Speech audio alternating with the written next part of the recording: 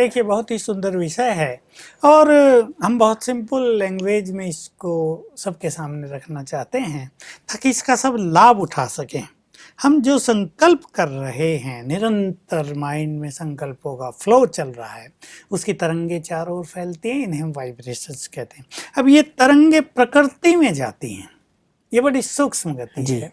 प्रकृति और इन तरंगों के बीच में रिएक्शन होता है और प्रकृति वही चीजें हमें निर्माण करके कई गुना करके वापस दे देती हैं।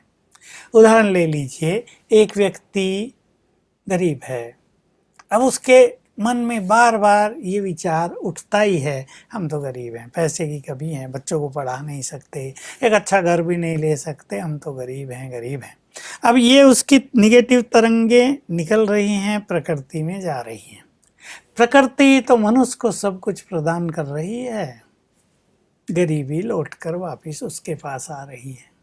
और यदि वो व्यक्ति दृढ़ संकल्प कर ले, नहीं मुझे इस गरीबी को मिटाना है, भले हमारे परिवारों में हमारे बाप दादा भी गरीब थे, वो भी मजदूरी करते थे, और मुझे इस गरीबी को मिटाना है, मुझे धनवान बनना है, तो यही संकल्पों के वाइब्रेशंस पुनः प्रकृति में जाएंगे।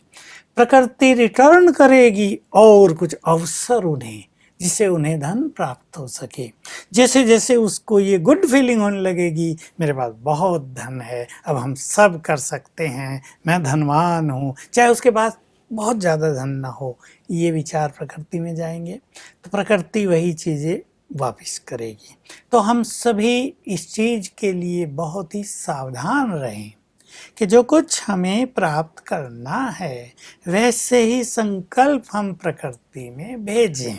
जी, जो भी हमें सुन रहे हैं, देख रहे हैं, वो एक सुंदर संकल्प कर दें अपने बारे में, आज से मेरे साथ जो कुछ होगा बहुत अच्छा होगा।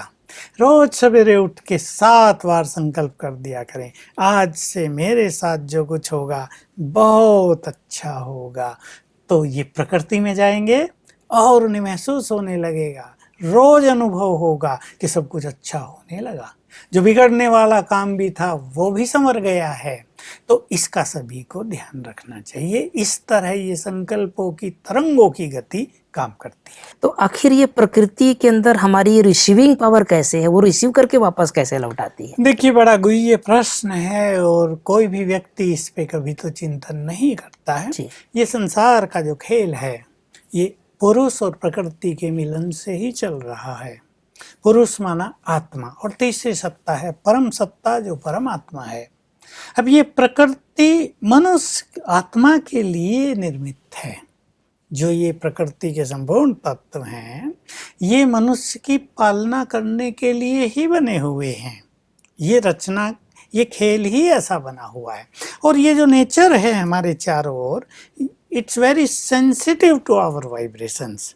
हम जो कुछ सोचते हैं ये तत्काल ग्रहण कर लेती है।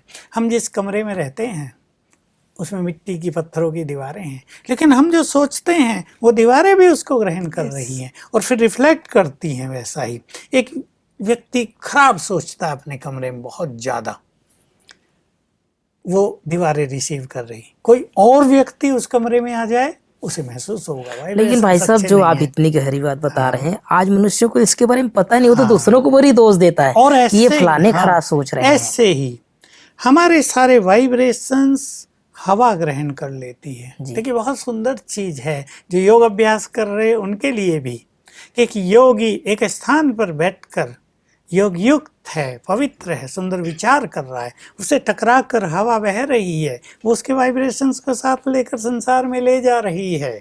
बहुत गुह्य गति है। हमारे चारों ओर पेड़ हैं, हमारे सुंदर विचार, उनके वाइब्रेशंस पेड़ों में समा रहे हैं। अब जो कुछ उनमें समा जाएगा वही तो उसे वापस करेंगे ना। हमारे पास जो होगा वही हम दूसरों को देंगे। तो इस तरह मनुष्य आत्मा प्रकृति को सब कुछ देती है, जिम्मेदार मनुष्य आत्मा है। क्योंकि देखिए हमारे पास मन की एक और शक्ति है, एक और पार्ट है, वो है अंतर्मन।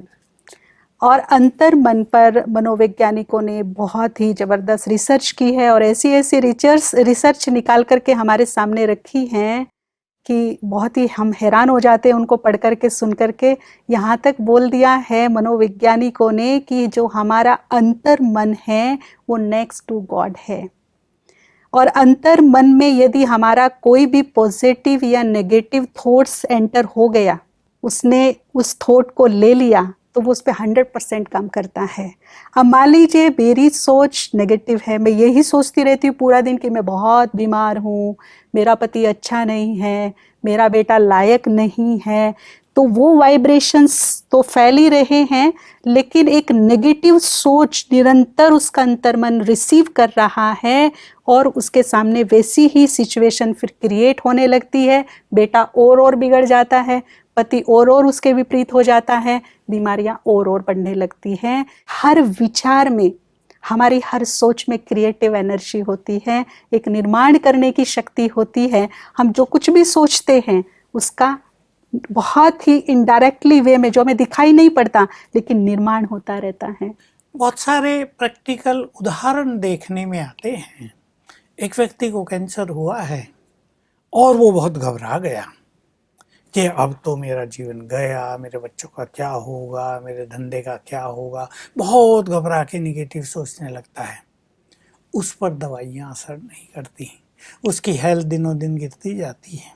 दूसरा वही केस है, किसी को कैंसर हो गया है और वो मुस्कुराता है, कह रहे कैंसर हुआ तो क्या हुआ, हुआ है तो ठीक हो जाएगा, बहुत अच्छे अच्छे डॉक्टर हैं, सब चीज़ों का इलाज निकल गया है, मैं जल्दी ठीक हो जाऊंगा। दवाई तेज़ी से काम करती हैं और उसकी हेल्थ सुधरने लगती है।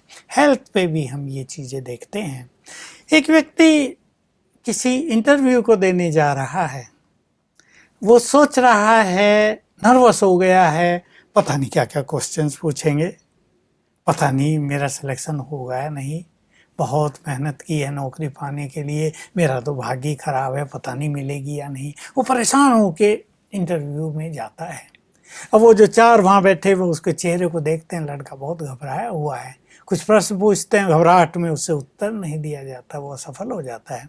दूसरा व्यक्ति उससे कम बुद्धिमान है, लेकिन उसका मनोबल बहुत बढ़ा चढ़ा है, वो जाता है, कह रहा है सिलेक्शन हो या ना हो, मैं तो इंटरव्यू दूंगा हैप्पीली और मुझे लगता है मेरा सिलेक्शन होगा ही, भगवान मेरे साथ है। उमंग से जाता है, जाके मुस्कुराते हुए सबको नमस्कार करता है, अभिवादन करता है और वो उससे प्रश्न पूछते हैं, जो उसको आता है उमंग से उत्तर देता है, वो ठीक हो या ना हो। और लोग उससे प्रभावित होते हैं कि इस व्यक्ति के पास भले ही बुद्धि बहुत अच्छी नहीं है, इसके उत्तर परफेक्ट नहीं थे, पर ये व्यक्ति हमारे काम का है, वो उसको सेलेक्ट कर लेते हैं। तो देखिए ये मन के विचारों का तुरंत इफेक्ट दिखाई देता है।